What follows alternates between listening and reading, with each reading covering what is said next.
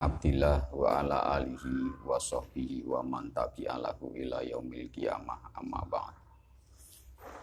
Ya hotal iman yang dimuliakan Allah Subhanahu wa taala. Alhamdulillah pada pagi ini kita dapat melanjutkan kajian kita fikih Syafi'iyah, fikih dasar dengan acuan kitab Matan Ghoyah wa Taqrib.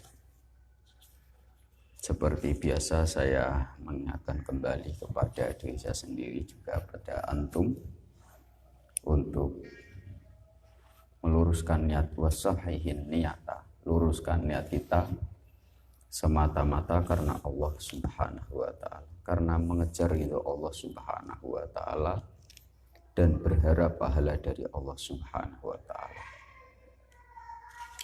Baik, kita sekarang sampai pada aqsamul miyah, yaitu pembagian jenis air. Bismillahirrahmanirrahim. Summal miyahu, kemudian air-air tersebut ala arbaati aqsamin, aitan qasimu, maksudnya terbagi ala arbaati aksamin, atas 4 pembagian. Jadi 7 air kemarin itu air hujan, air sumur, air sumber mata air dan seterusnya itu. Kemudian jenis-jenisnya dibagi menjadi 4.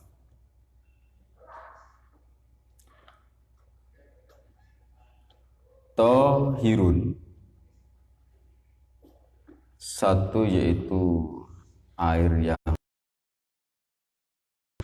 tohir, suci, ai fi nafsihi, di dalam dirinya air itu sendiri,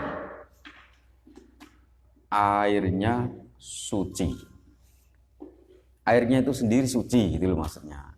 Mau bilang tohirun, airnya sendiri itu sudah suci, ai fi nafsihi. Mutahhirun, dan bisa mensucikan benda lain atau orang lain. Ini kelompok air yang pertama adalah air yang airnya itu sendiri suci dan bisa digunakan untuk mensucikan benda lain.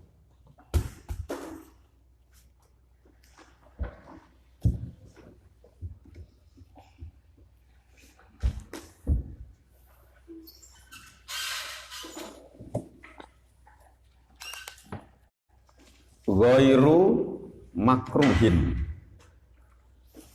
ghairu makruhin, yang tidak dihukumi makruh, yang tidak dihukumi makruh, istiqmaluhu, apa, menggunakan tohir mutahhir, wahwa, dan dia air tersebut al-ma'ul mutlaq, disebut air mutlak. Al-ma'ul mutlaqu disebut air mutlak.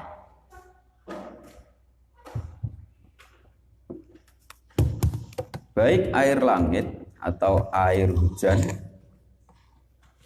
air sumur, air sungai atau apapun yang kondisinya masih bersih, suci, dia bisa digunakan untuk mensucikan benda lain, maka kelompok air ini disebut ma'ul mutlaq, air yang mutlak. Nah kayak gini nih contoh fikih.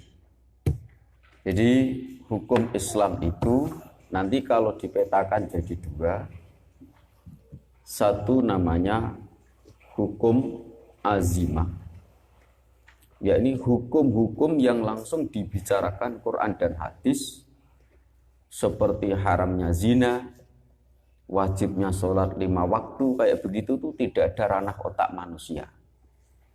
Hanya satu saja kita mensikapi, sami'na wa ata'na.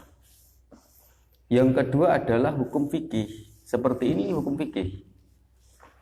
Hukum-hukum yang belum dibicarakan secara tunjuk hidung oleh Quran dan hadis dan butuh seorang mujtahid yang tahqiqul manat, yakni mengamati fakta, wa talabud dalil, kemudian mencari dalil-dalilnya, dan setelah itu barulah takliqud dalil wal manat, yang terakhir lahirlah sebuah hukum fikih. Ya, contohnya kayak begini ini.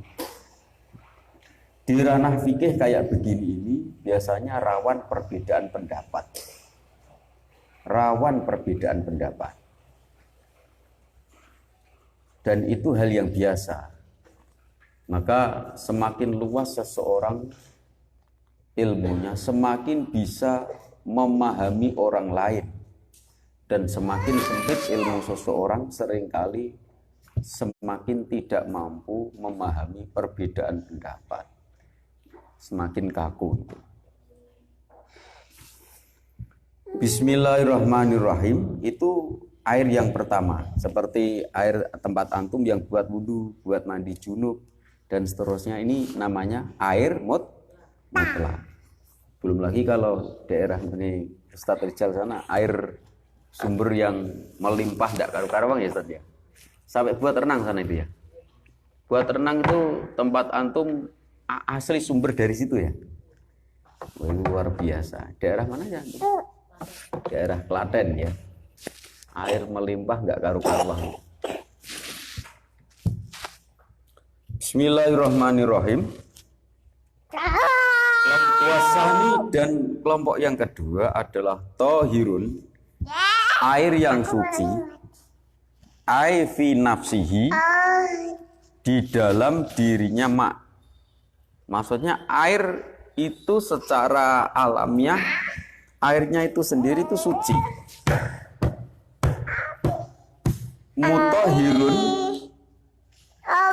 Mutahhirun bisa digunakan untuk mensucikan benda lain atau mensucikan.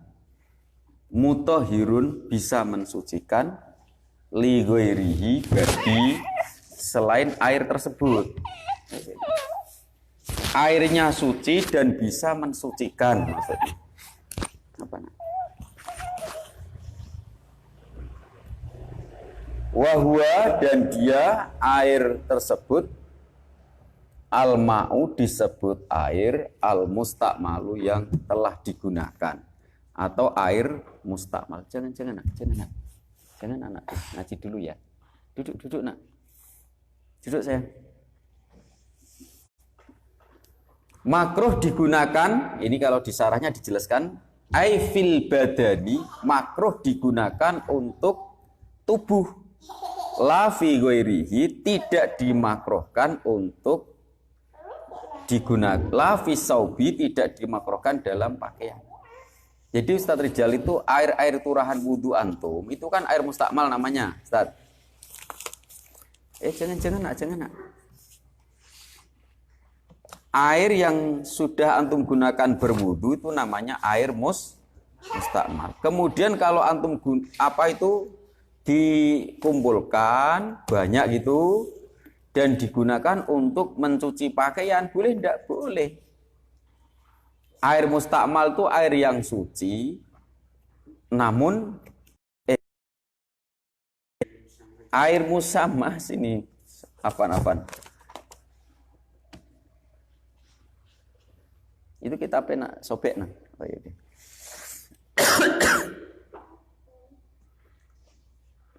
Afan, tadi kelewat bacanya. Yang kedua adalah tohirun, mutahhirun,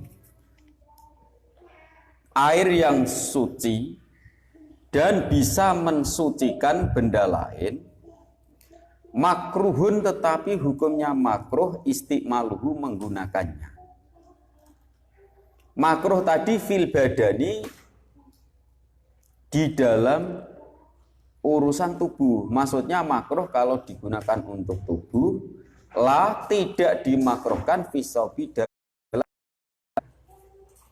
wahwa dia adalah al-ma'u air al-musyammasu yang dipanaskan pakai matahari.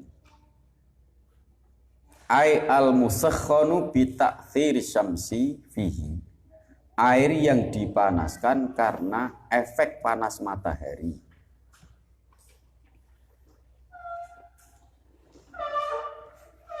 Kalau di sarahnya coba saya bacakan sedikit. Wa innama yukrahu syar'an bi kutrin, qofnya yang diharokati. Wa innama yukrahu syar'an bi kutrin, bukan kotrin. Kalau kotrin itu cipratan, tapi kalau kutrin itu daerah.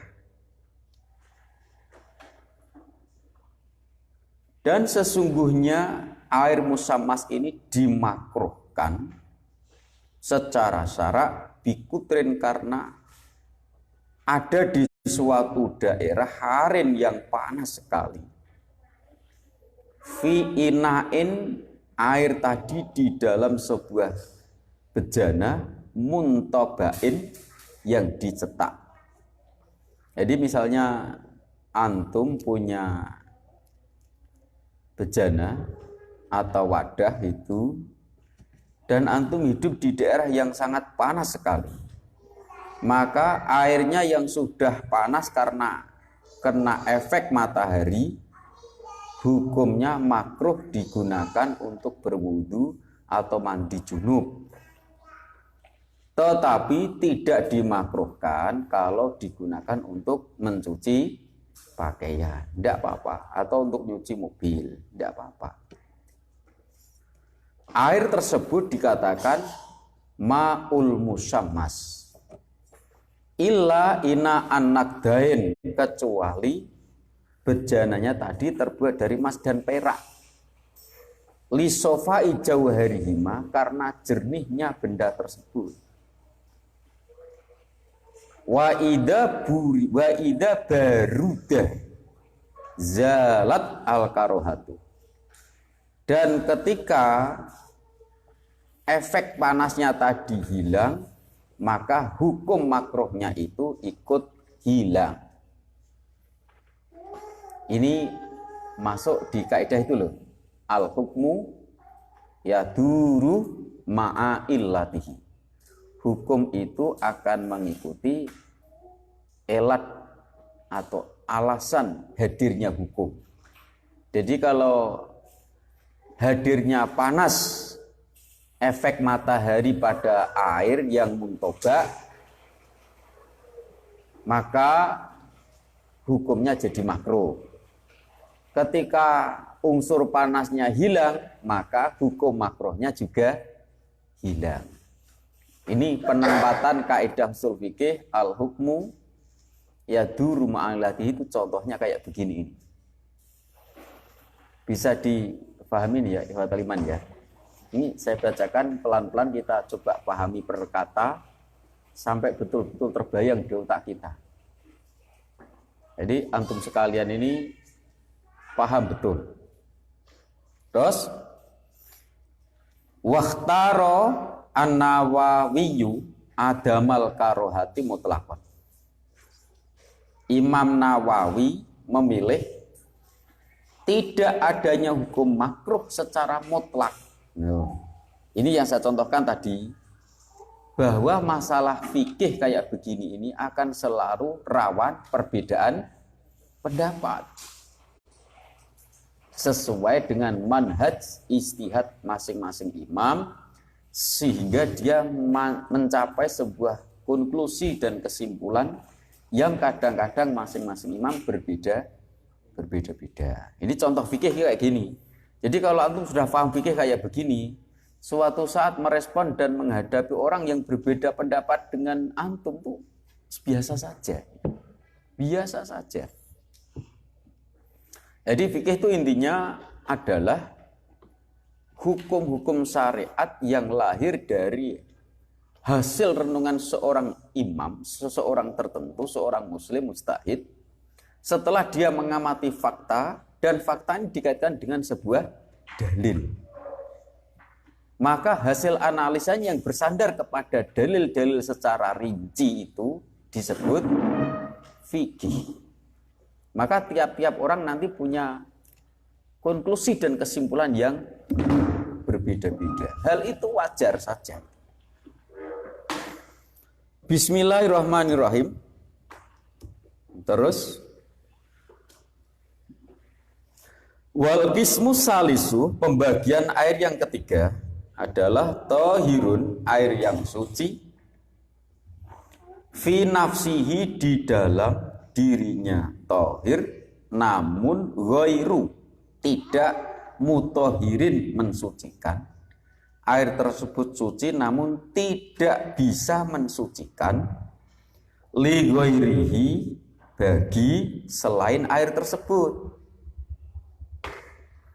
Wahwa, dan dia, al-ma'u, disebut air, al-mustakmalu, yang mustakmal. Maksudnya mustakmal sudah digunakan untuk apa? Kalau di syarahnya dijelas fi raf'i hadasin, untuk menghilangkan hadas, au izalati najsin, atau untuk menghilangkan najis. Ilam yataghayyar, jika air tersebut tidak mengalami perubahan, walam yazid waznuhu ba'dang fi solihi, amma kana ba'da tibarima yatasharrabahul maghsulu minal ma', dan timbangannya pun tidak bertambah setelah dia berpisah dari apa yang disebut dengan menerasapnya air di dalam maghsul, yakni yang dibasuh.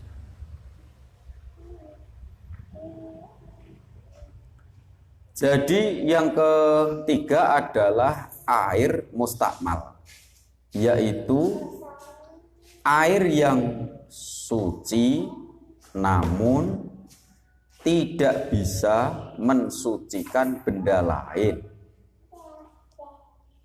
Ustadz Rijal misalnya adus junub, adus junubnya itu kemudian airnya itu dikumpulkan lagi untuk adus junub adiknya. Misalnya saja. Ini hanya gambaran ekstrim ini. Maka sing Ustadz Rijal itu sah, yang Ustadz Abdullah tidak sah. Karena air mustakmal, kalau ditanyakan suci enggak? Ya suci. Tapi dia tidak mensucikan benda lain. Statusnya sudah berubah. Ini kemudian ada pembahasan lain. Wal mutaghayyiru, air yang berubah, bima, sebab sesuatu, aibisain, sebab sesuatu, kholatoh, yang telah mencampurinya, minatohiroti, dari beberapa hal yang suci, taghyiran, yang dapat merubah, yamna'u, yang ini saya coba baca syarahnya, dapat mencegah itlaqo ismil ma'i, kemutlakan nama air, alaihi, terhadapnya, fa innahu tohirun, bahwa dia itu tetap dikatakan suci, ghairu tohurin, tetapi tidak bisa dijadikan alat bersesuci. Hissiyan kanat taghyir, perubahannya tadi kelihatan mata, au takdirian, atau bersifat kira-kira. Contoh, ka'anihtaloto bil ma'i, contoh, jika ada sesuatu bercampur dengan air, yuwafiquhu fi sifatihi, yang sangat bersesuaian dengan air tersebut fi sifatihi, di dalam sifat-sifatnya. Kama ilwardi, contoh seperti air mawar, al munqati'ir raihati, yang sangat menyengat baunya. Maka fa'ilam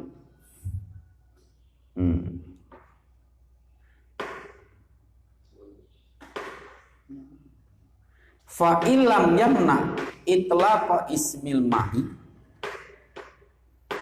jika tidak mencegah kemutlakan nama air, alaihi, terhadapnya, bi angkana taghiru bitohiri, contohnya jika perubahannya tadi karena benda yang suci, yasiron, sedikit, au bima yuwafikul ma, atau kecampuran sesuatu yang bersesuaian dengan air, fi sifatihi, di dalam sifat-sifatnya.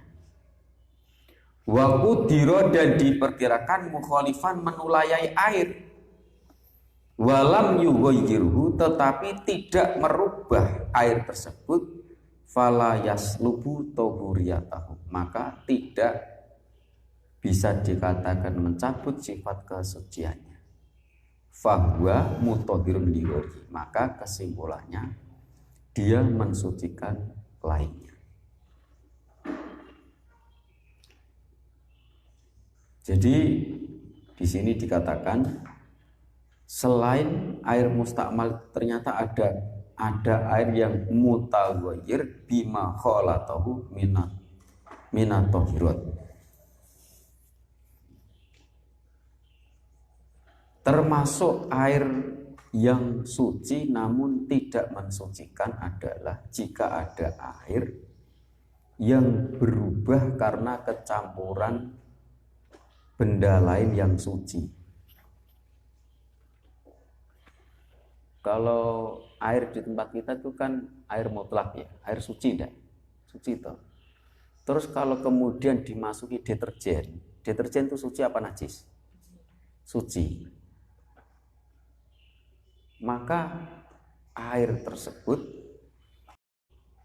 namun tidak mensucikan, tidak bisa digunakan untuk mensucikan. Makanya kalau habis diberi apa itu, habis dicuci pakai deterjen, nanti yang terakhir apa, dibilas pakai air yang mutlak. Ini masuk kategori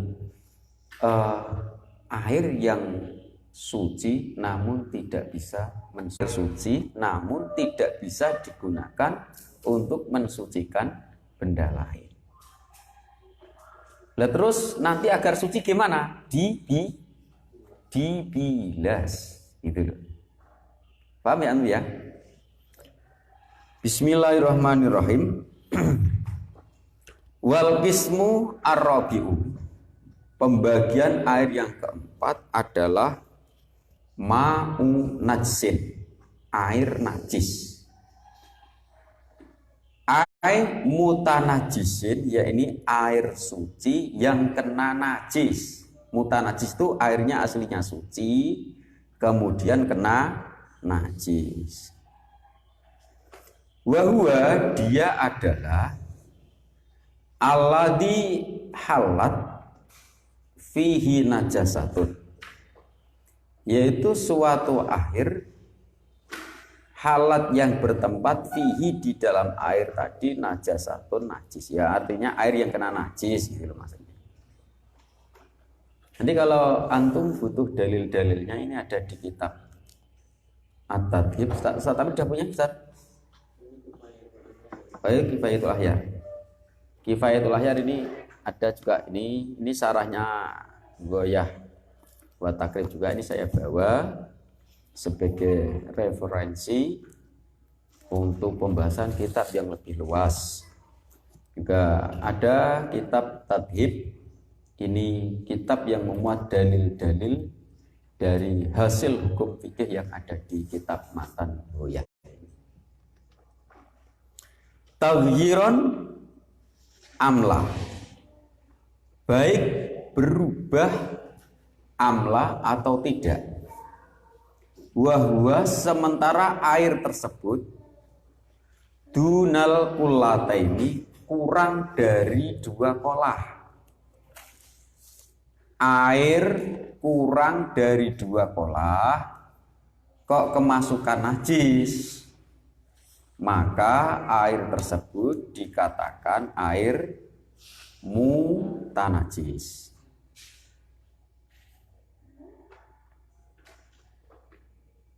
Kalau airnya mutanajis, secara otomatis tidak boleh digunakan untuk membersihkan hadas ataupun najis.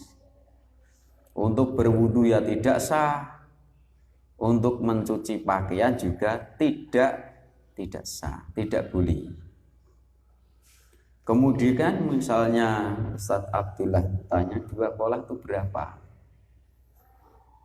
Itu nanti di bawah dikatakan khamsu mi'ati ritlin bil Baghdadi, 500 ritel Baghdad takriban kira-kira.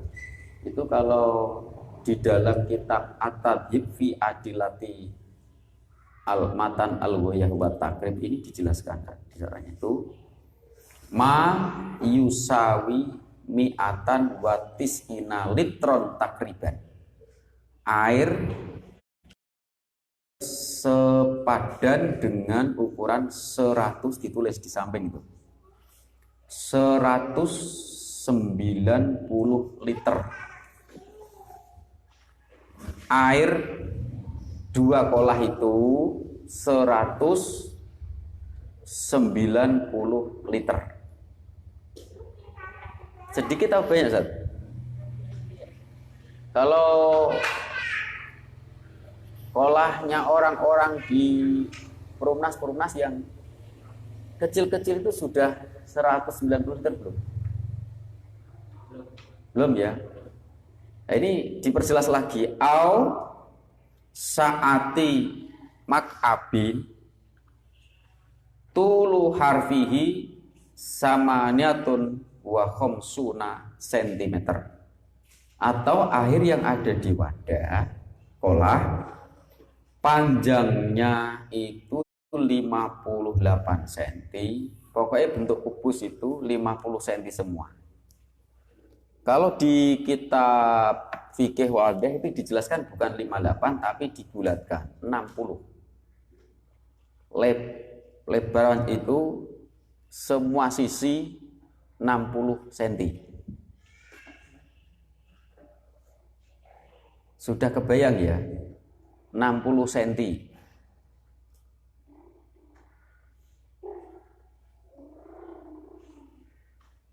Kolam yang semua sisinya 60 cm, kalau dibuat muat air, airnya itu sudah masuk kategori 2 kolah. Nah, ini dijelaskan bahwa air mutanajis itu adalah air yang kurang dari 2 kolah, kemudian airnya itu kejatuhan najis, itu loh maksudnya. Itu kelompok mutanajis yang pertama, karena mutanajis di sini dibagi menjadi 2. Ada penjelasan sedikit di syarah yang perlu saya sampaikan. Wa yustasna, dan jadi terkecuali min hadzal qismi, dari air pembagian ini, al-maitatu, yakni najisnya bangkai hewan, allati ladamalaha sailun, yang tidak ada darah mengalir inda qatliha, ketika dibunuh. Ada enggak hewan yang ketika dibunuh enggak ada darahnya mengalir? Ada enggak? Cicak, terus apa lagi? belalang, lalat, kinjeng atau capung ya. Au syaki, ai inda syaki udwin minha, robek sebagian anggota darinya. Kadzubab, contohnya seperti lalat. Ilam tutroh fihi, jika tidak dibuang, ada di dalamnya terus. Walam tughayyirhu, dan bangkai tadi tidak merubah air. Ini terkecuali, artinya meskipun air tadi kurang 2 kolah, tetapi kemasukan bangkai yang tidak mengeluarkan darah, wakada an-najasatu, demikian juga hukumnya sama, tidak masuk kategori najis. An-najasatu masuknya najis allati la yudrikuha torfu, yang tidak bisa ditangkap panca indera atau mata. Fakulun minhuma, masing-masing dari keduanya, la yunjisul ma, tidak bisa menajiskan air. Ustaz Rizal paham enggak? Oh, enggak paham. Ini kita kan sedang membahas air mutanajis, air suci tapi kena najis. Misalnya ada, kalau tikus ada darah, misalnya bak tandon atas itu kok kurang 2 kolah isinya pas turun gitu, kemudian ada bangkai tikus masuk, maka airnya disebut apa? Mutanajis.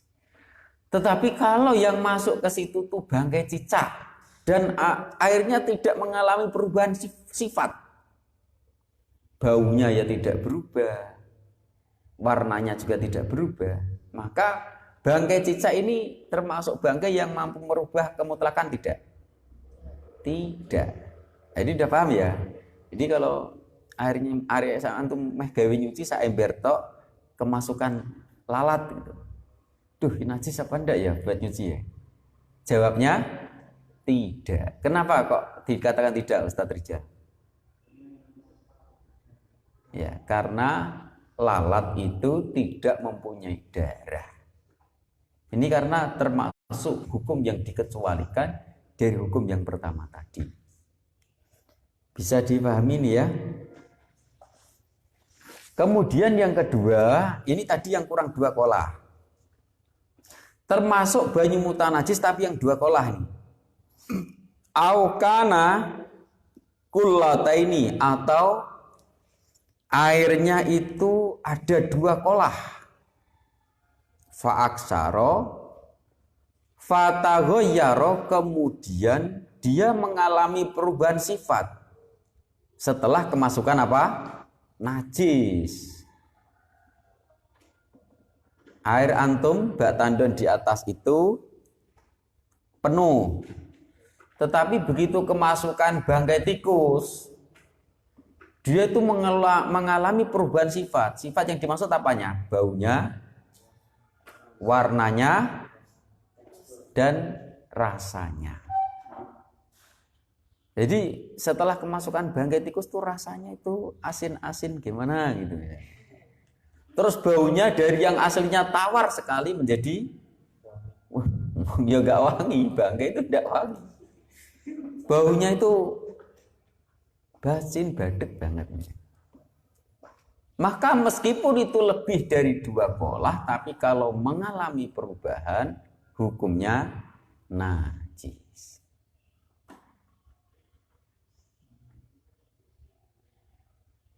Itu. Kan udah bawa buku dicatat ke Ustaz Tamri itu loh. Biar antum paham, setelah paham jangan sampai lepas. Penting mencatat itu. Wal kulatani, sementara yang disebut 2 kolah adalah khomsu mi'ati ritlin, sekitar 500 ritel. Nah, ini istilah ukuran bil Baghdadi yang ada di daerah Baghdad.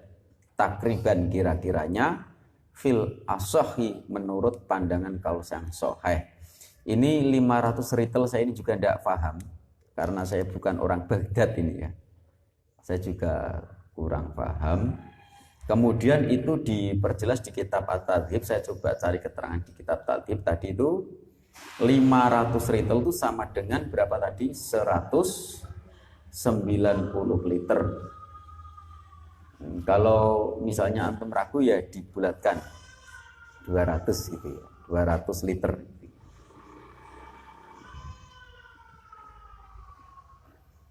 Faslun. Kita masuk ke pasal berikutnya. Fi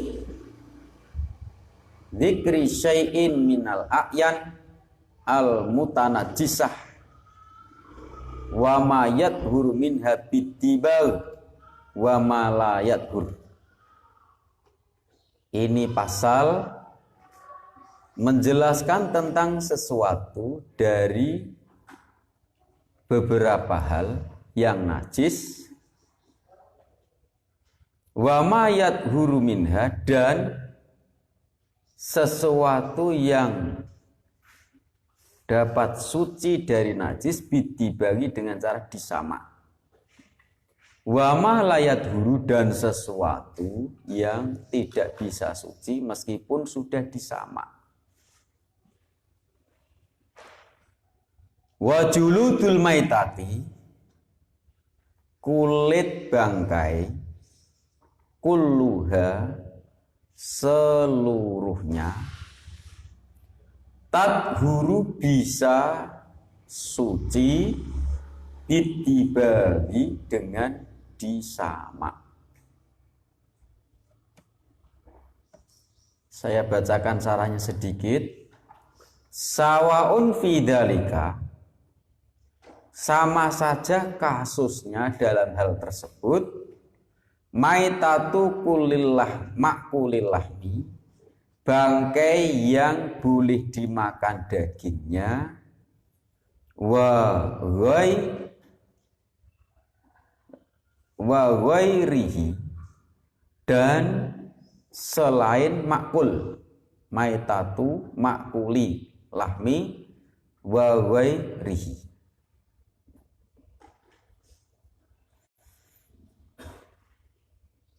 Hewan yang halal dimakan dagingnya ataupun tidak halal dimakan dagingnya, maka kulitnya itu ketika disamak menjadi suci. Nanti ada pengecualian loh ya, kecuali kulitnya anjing dan babi. Kalau bangkai itu kan ada yang hewan yang haram dimakan. Contohnya apa Ustaz Amriyah? Ular. Ular itu haram dimakan. Tapi kalau sudah disamak, kulitnya itu suci. Berarti sabuk dari kulit ular itu hukumnya suci. Kalau antum sholat pakai sabuknya mahal, tapi dari kulit ular. Itu sing ghairi makulil lahmi, tidak halal dimakan dagingnya. Atau makulil lahmi seperti kulit sapi. Kulit sapi, tapi dia maitah bangkai. Ada sapi, dia lari-lari kejegur jurang, mati. Wah, ini dipendem gitu saja, eman-eman ini. Diambil kulitnya, terus kulitnya disamak. Setelah disamak, digunakan pakai sabuk. Suci atau tidak? Suci. Artinya antum sholat pakai sabuk, sabuknya itu dari kulit, kulitnya dari sapi mati. Sapi bangkai. Maksudnya sapi bangkai itu sapi yang matinya bukan karena penyembelihan syar'i.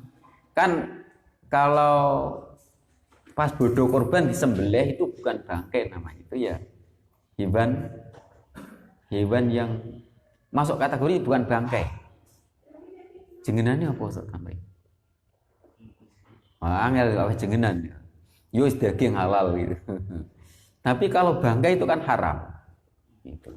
Yang dimaksud bangkai hewan-hewan yang halal dimakan ataupun tidak halal dimakan dan cara matinya itu tidak syar'i. Baik, ini sudah jam 6 sebagaimana yang kita sepakati bahwa kajian kita itu sampai jam 6.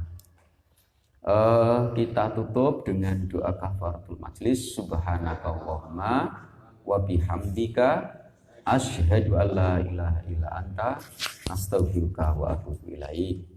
Wassalamualaikum warahmatullahi wabarakatuh.